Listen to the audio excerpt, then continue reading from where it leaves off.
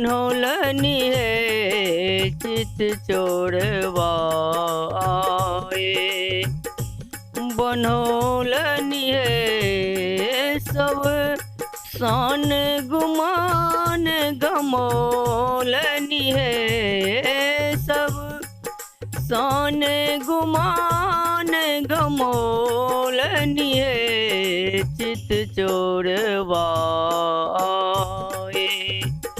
बनौलनी है चित चोरवाए।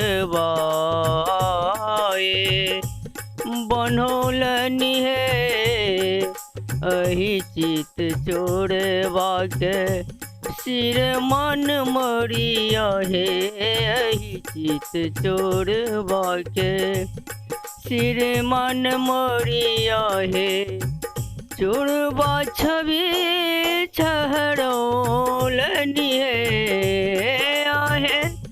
चोरवा छवि छहरौलनी है चित चोरवाए। बनौलनी है चित चोरवाए। बनौलनी है सब शान गुमान गमौलनी है सब शान गुमान गमौलनी है चित चोरवाए। बनौलनी है चित चोरवाए। कथी के रे उखड़ी कथी के मुसरवा है। कथी के रे उखड़ी कथी के मुसरवा है। काए चोट चार छोड़ौलनी है आहे। काए चोट चार छोड़ौलनी है चित चोरवाए।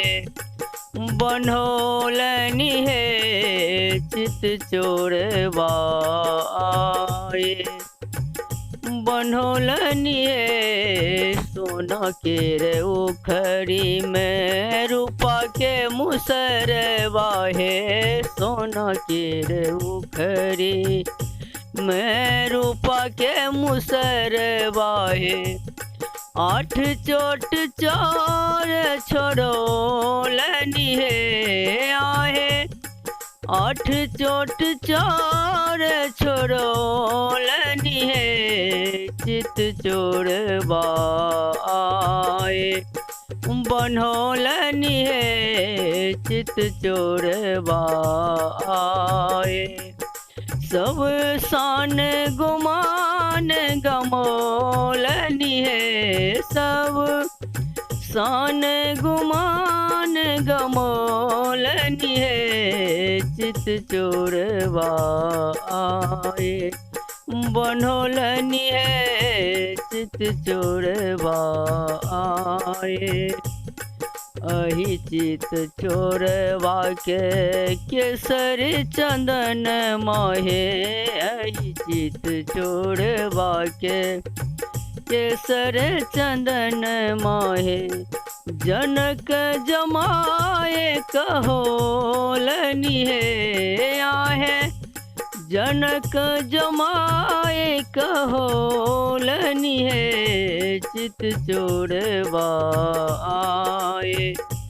बनौलनी है चित चोरवाए। बनौलनी है अहि चित चोरवा के सिर मन मरिया है। अहि चित चोरवा के सिर मन मरिया है। सिया जी के बार कहोलनी है आहे। सिया जी के बार कहोलनी है चित चोरवाए। बनौलनी है चित चोरवाए। सब शान गुमान गमौलनी बनौलनी है सब सान गुमान गमौलनी है चित चोरबाए बनौलनी है चित चोरबाए बनौलनी है चित चोरबाए।